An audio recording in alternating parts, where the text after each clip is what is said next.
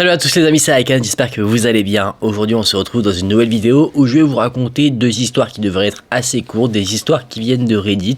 Alors avant toute chose, ce sont des histoires qui peuvent sembler un peu folles, donc on va quand même les prendre pour vraies. On en débriefera après chacune d'entre elles et j'espère que cette vidéo vous plaira. Normalement des vidéos un peu plus longues devraient arriver, c'est pour ça que celle-là est plus courte, c'est pour être prêt à faire les plus gros projets. J'espère que vous passerez un bon moment devant la vidéo. Si c'est le cas, n'hésitez pas à laisser un j'aime et à vous abonner à la chaîne. De nouveau, je vais prochainement faire un thread en abonné, donc si vous souhaitez m'envoyer une histoire flippante qui vous est arrivée, ça se passe sur Instagram. Donc je vous invite à me retrouver là-bas si vous souhaitez m'envoyer votre histoire, ou alors si vous souhaitez simplement me suivre. J'espère que vous êtes bien installé. Éteignez la lumière de la pièce dans laquelle vous êtes, et on est parti. Cette première histoire sera l'histoire de Marie. Marie était une étudiante, elle vivait dans une petite ville, chez ses parents, et elle rencontrait un petit problème. Son ordinateur portable dont elle avait besoin pour ses études l'avait lâché. Donc elle a décidé de partir à la recherche d'un nouvel ordinateur qui, dans son budget, elle ne gagnait pas beaucoup d'argent, donc elle avait besoin de quelque chose d'efficace et de peu cher. Alors qu'elle parlait avec un de ses amis qui se trouvait chez elle, ils passaient ensemble une petite après-midi plutôt tranquille alors que les parents, eux, étaient au travail, on était en pleine journée. Marie, elle, avait déjà fini les cours. Elle parlait de son problème d'ordinateur avec son ami. Et son ami lui a soufflé une idée.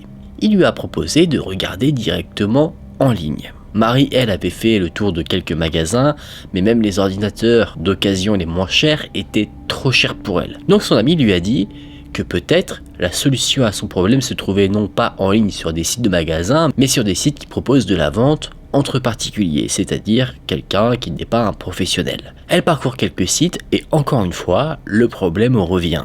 Tous les ordinateurs portables qu'elle trouve sont trop chers. Et c'est là que l'ami va lui souffler une autre idée. Il va lui dire d'aller sur le réseau social Facebook, et si vous ne le savez pas, il y a sur ce réseau une sorte de petite place de marché, un endroit où les utilisateurs peuvent vendre leurs objets comme sur eBay ou sur d'autres sites de vente. Elle fait donc une petite recherche et là, bingo. Elle trouve quelqu'un qui vend un ordinateur portable en soi assez performant, car c'est un ordinateur considéré comme un ordinateur portable gaming qui est vraiment à un prix très bas. C'est un prix très bas, peut-être même trop bas, mais Marie ne fait pas nécessairement attention à ça. Il est possible que nous, en France, on remarque quelque chose qui est vraiment démesurément peu cher par rapport au prix du marché, on va se dire que c'est une arnaque ou quelque chose de la sorte. Marie, elle n'a pas cette réflexion-là, pour elle c'est une aubaine, donc elle dit à son ami de parler avec la personne qui vend le produit, pour en savoir plus. La conversation est très rapide. L'ami demande si l'ordinateur est toujours disponible à la vente, la personne qui vend l'ordinateur dit bien que oui, et qu'il peut même livrer le produit directement au domicile de Marie, et que pour ce faire, il a juste besoin de son adresse. C'est là que quelque chose qui, selon moi, est assez idiot se produit. Marie et son ami ne donnent pas l'adresse directement du domicile de Marie, ils donnent l'adresse du domicile du voisin. Comme ça, ils pourront voir qui est la personne qui se présente à eux. Si c'est une personne qui vient effectivement avec un ordinateur portable qui a l'air bien sous tout rapport, là ils vont dire excusez-nous, on a fait une erreur dans l'adresse, on s'est trompé de numéro, et ils sortiront. Mais si c'est quelqu'un avec des intentions peut-être malsaines, là ils seront en sécurité. Et le truc où je pense que cette initiative est quelque peu idiote, c'est qu'en ayant donné l'adresse du voisin, certes, eux, ils se préservent en se mettant en sécurité, mais si le voisin est là, ils peuvent le mettre en danger si jamais la personne qui vend l'ordinateur est une personne mal intentionnée. Pour le contexte, cette histoire se passe en Serbie. Je tiens à préciser, parce qu'il va se passer quelque chose d'assez fou. La personne qui vend l'ordinateur dit « merci pour l'adresse, j'arrive tout de suite ». Assez mal à l'aise par rapport à cette situation, Marie et son ami décident de prendre quelques mesures de sécurité, c'est-à-dire qu'ils verrouillent toutes les portes, ils s'assurent que toutes les fenêtres sont bien verrouillées, ils éteignent la télévision, les lumières s'il y en a. En gros, ils veulent donner l'impression que dans la maison, il n'y a personne. Ils se cachent au niveau de la fenêtre pour regarder l'extérieur. Et c'est au bout de 20 minutes qu'un van blanc se gare dans la rue du domicile de Marie. Un homme en sort, marche tranquillement vers la porte du domicile des voisins de Marie, parce que rappelez-vous, elle n'avait pas donné directement son adresse. Le voisin toque. L'homme toque à la porte d'abord tranquillement, et voyant que personne ne répond à son appel, il commence à crier ouvrez la porte. Et au fur et à mesure du temps, cet homme va devenir de plus en plus énervé. Au début, il semblait assez calme, ensuite il crie « ouvrez la porte », il commence à essayer de forcer la poignée, et l'étape finale de son énervement, c'est qu'il commence à mettre des coups de pied dans la porte pour la défoncer. Marie et son ami sont apeurés de voir ce comportement, ils se disent « mon Dieu, mais qu'est-ce qu'il aurait fait si jamais il avait fait ça à la porte de la maison où on se trouve ?» Et au bout d'un moment, la porte de la maison du voisin cède. L'homme rentre donc dans la maison et au bout de quelques minutes, il en ressort. Sauf qu'il en ressort avec quelque chose dans les mains. Marie a d'abord du mal à voir ce que c'est, mais elle y arrive finalement. Elle remarque que l'homme a dans sa main droite une arme à feu. L'homme est ensuite d'une manière précipitée retourné dans son van et il est parti. Elle n'a pas eu de nouveau un contact avec cet homme. Il ne lui a pas reparlé sur le réseau social Facebook, sur la conversation qu'ils avaient eue par rapport à l'ordinateur. Elle n'en a plus jamais entendu parler. Elle était évidemment très apeurée de ce qu'elle avait vécu, mais en tout cas, elle n'a plus jamais eu affaire à cet homme de sa vie ensuite. C'est là que son témoignage se termine, et il se trouve que ce témoignage sur Reddit est un petit peu controversé. Certaines personnes pensent que ce témoignage est faux. Est-ce que c'est vrai ou est-ce qu'effectivement il est faux? Ça, je ne le sais pas. Je préfère vous le présenter comme vrai, mais il est vrai qu'on peut remettre en cause la véracité de la chose parce que ça peut sembler assez gros. Comme je l'ai dit, ça se passe en Serbie. Je ne sais pas du tout comment peut se trouver la vie là-bas, dans certains quartiers de certaines villes et tout. Donc je préfère me dire que c'est vrai. Ça, on va pas remettre en cause la parole de la personne. On va partir déjà de ce postulat-là, parce que c'est assez important pour l'autre chose que j'ai à dire concernant cette histoire, mon autre avis. Est-ce qu'on peut mettre le comportement de Marie sur son âge? Alors l'âge n'est pas donné, donc on ne sait pas vraiment quel âge elle a, mais peut-être qu'elle est très jeune, donc elle n'a pas eu conscience de ce qu'elle faisait. Donner son adresse à quelqu'un qu'on ne connaît pas en ligne, c'est quelque chose de très dangereux à ne pas faire, évidemment. On peut déjà tirer leçon de cette histoire par rapport à ça. Elle aurait dû donner rendez-vous dans un terrain neutre avec du monde autour. Déjà, ça aurait été beaucoup plus sécurisé de faire quelque chose comme ça. Et l'autre point que je trouve vraiment absurde dans cette histoire, c'est qu'elle a donné l'adresse de son voisin ou de sa voisine. Et le truc, c'est que dans cette histoire, fort heureusement, d'un côté, les voisins n'étaient pas là, mais si jamais ils avaient été là, peut-être que le comportement de Marie aurait pu provoquer un incident. Si l'homme qui vendait l'ordinateur était vraiment quelqu'un de mal intentionné, qui se servait de Facebook pour avoir les adresses de certaines personnes et ensuite les braquer, les tuer, que sais-je, bien elle aurait mis en danger ses voisins si jamais ils étaient chez eux. Quelques détails manquent aussi dans l'histoire. Est-ce que l'arme à feu a été trouvée chez les voisins et l'homme l'a volée? Est-ce qu'il l'avait déjà sur lui en entrant dans la maison? Ça, ce sont des détails que nous n'avons pas. Mais dans tous les cas, les voisins auraient pu être mis en danger. Je trouvais cette histoire intéressante à présenter pour montrer tout ce qu'il ne faut pas faire, surtout quand on achète quelque chose en ligne et qu'il y a une remise du produit en main propre. Je pense que, première règle, ne jamais donner son adresse. On ne sait pas en face de qui on peut tomber, et cette histoire montre bien qu'on peut tomber clairement sur des personnes mal intentionnées, des personnes folles. Donc pour éviter ça, on choisit un terrain neutre, avec du monde autour, un centre commercial, peu importe, quelque chose où il y a du monde qui peuvent apercevoir la scène, comme ça il n'y aura pas de problème. Et puis je pense que ça permet aussi rapidement d'éliminer les arnaqueurs ou arnaqueuses. Parce que si Marie avait dit « Ok, non, on se retrouve pas chez moi, mais je vous donne l'adresse d'un centre commercial, on se retrouve devant tel magasin », peut-être que le mec aurait dit « Oh non, donne-moi vraiment ton adresse » et il y aurait eu beaucoup plus de red flags qui auraient pu alerter Marie sur les intentions de l'homme. Je sais pas ce que vous en pensez vous, dites-le moi en commentaire. Je serais assez intéressé de voir vos avis concernant la situation. Peut-être que j'ai une vision trop dure de la chose, ou peut-être que vous serez d'accord avec moi. Donc n'hésitez pas à me donner votre avis, c'est avec plaisir que j'irai voir tout ça. Nous allons maintenant passer à la deuxième histoire qui sera celle de Laura.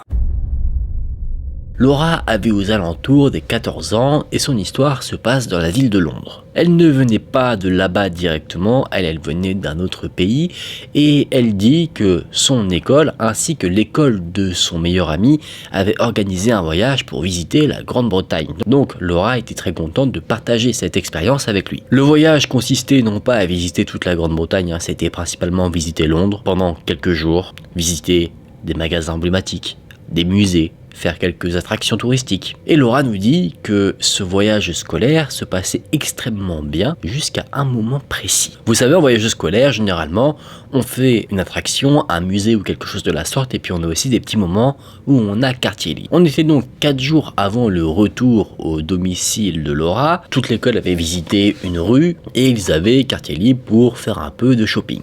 Il s'est passé quelque chose, déjà que Laura dit que c'était quelque chose de mauvais. En gros, les professeurs ont libéré un peu les élèves, qu'ils avaient quartier libre et ils ont dit on se retrouve à telle rue.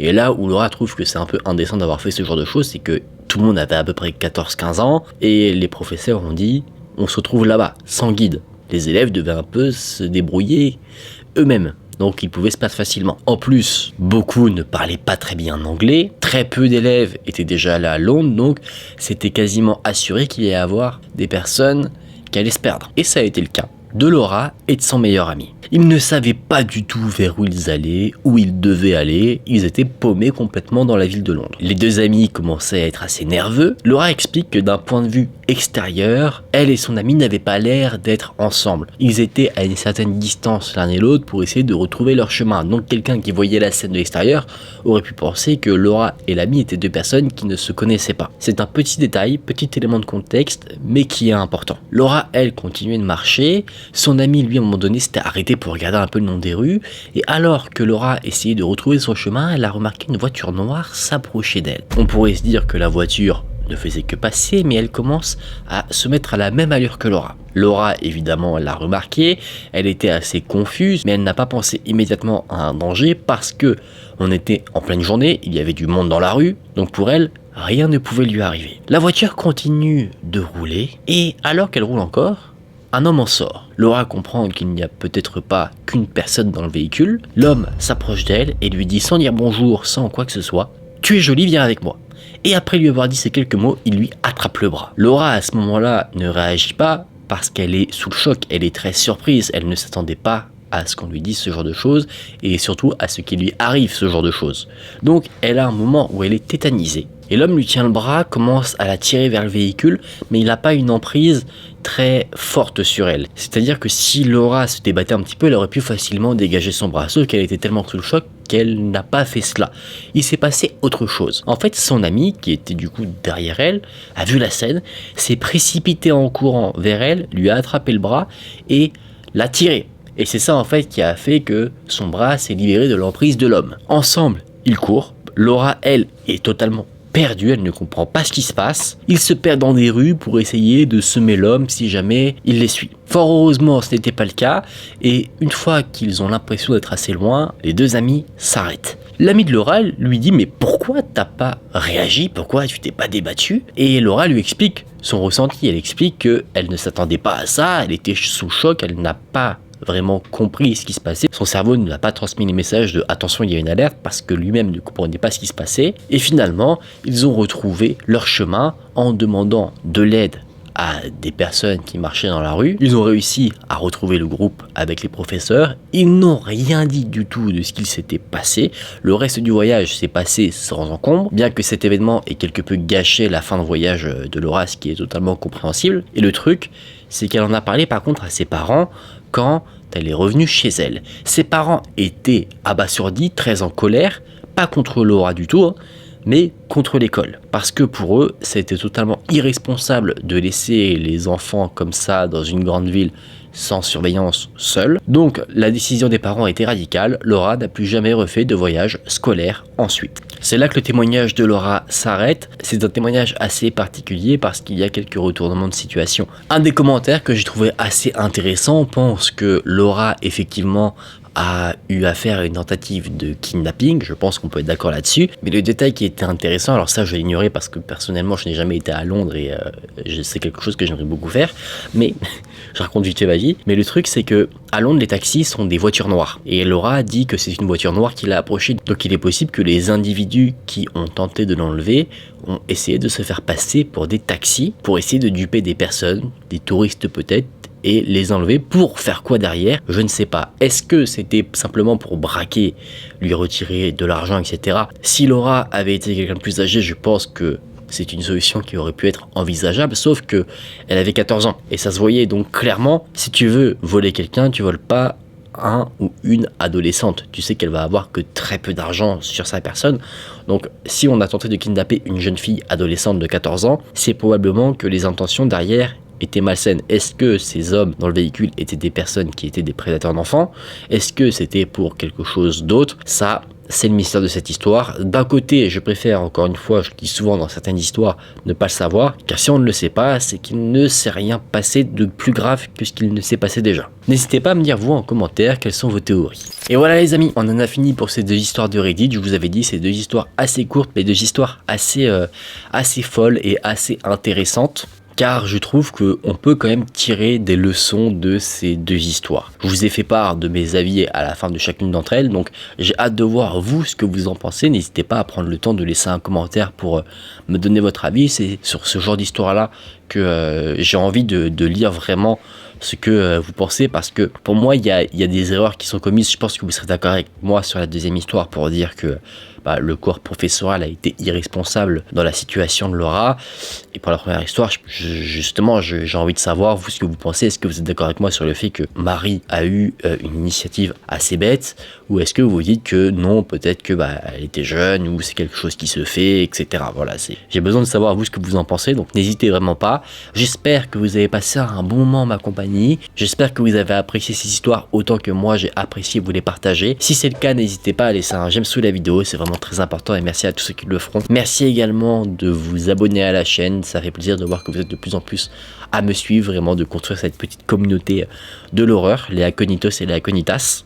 Pas sûr, je suis pas sûr du nom encore. Je vous laisse également mon Instagram de nouveau si vous souhaitez me suivre sur les réseaux sociaux, et également en profiter pour m'envoyer une histoire flippante qui vous est arrivée. Vraiment, je prends de tout type d'histoire paranormale, quelqu'un qui vous a suivi, vraiment tant que vous ça vous a fait quelque chose, vous pouvez me l'envoyer, c'est avec plaisir que j'irai voir tout ça et que je présenterai les choses dans une vidéo spéciale, ce serait d'avoir des abonnés. Merci d'avoir suivi la vidéo, c'était encore une fois un plaisir. Je vous dis à très vite dans une prochaine vidéo, prenez soin de vous, c'était Aken, salut.